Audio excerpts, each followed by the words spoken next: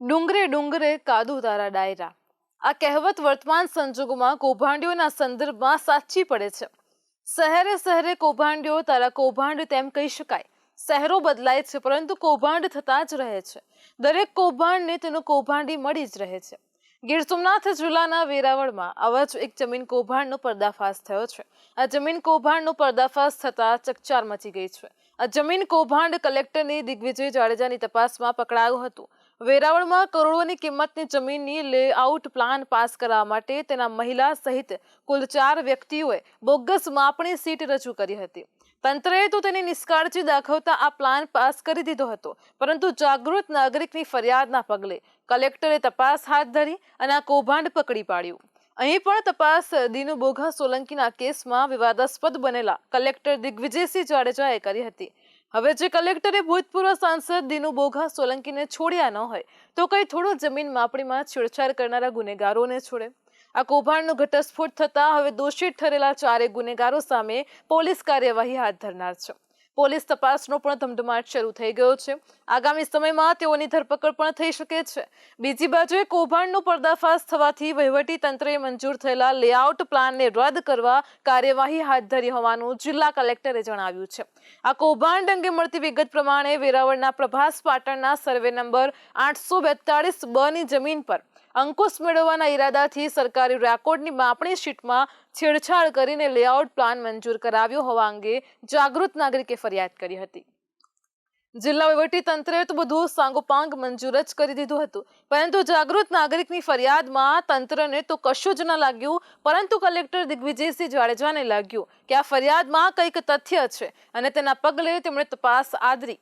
આ તપાસ આદરતા મોટા કૌભાંડનો પર્દાફાશ થયો હતો. હવે સરકારી રેકોર્ડ માપણીની શીટમાં છેડછાડ થઈ તેની તંત્રને ખબર પણ ન પડી. આ તો જાગૃત નાગરિકને કંઈક ઊંધું વેતરાયાની શંકા જતા તેણે અરજી કરી અને તેના જ પગલે સરકારની રેકોર્ડ શીટમાં છેડછાડ થઈ હોવાનું જાણે કલેક્ટર દિગ્વિજયસિંહ જાડેજા ચોંકી ઉઠ્યા હતા અને તેમને આ મામલો ગંભીર લાગ્યો હતો. સરકારી રેકોર્ડમાં છેડછાડ ગંભીર ગુનો કહેવાય છે. કલેક્ટર દિગ્વિજયસિંહ જાડેજાએ આ મામલાની ગંભીરતા સમજીને તેને હાથ પર લીધો અને જવાબદાર અધિકારીને આખા પ્રકરણની તપાસ સોંપી હતી. તેમણે અધિકારીની તપાસ કરીને રિપોર્ટ કરવા સૂચના આપી હતી. આ અધિકારીએ કરેલી તપાસમાં કોડીનારના રહેવાસી ભરત અતુલકુમાર ઠકરાર, હિતેશ ધીરજલાલ ઠકરાર, મનોજ ધીરજલાલ ઠકરાર અને હંસાબેન રવજીભાઈ પોપટ એમ 4 સામે ફરિયાદ નોંધી હતી.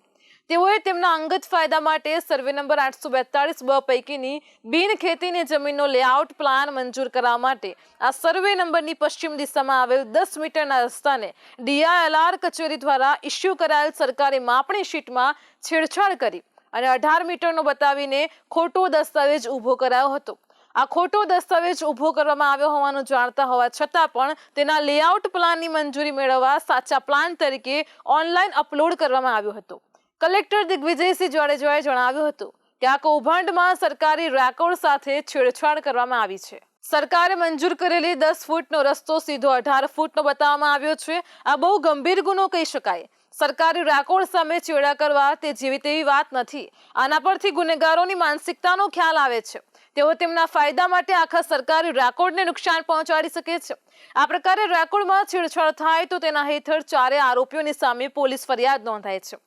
કલેક્ટર દિગ્વિજયસિંહ જાડેજા આ કેસમાં બન્યું તેવું બીજા કોઈએ પણ કરાવ્યું છે કે નહીં તે શોધવા માટે પણ આદેશ આપ્યો છે.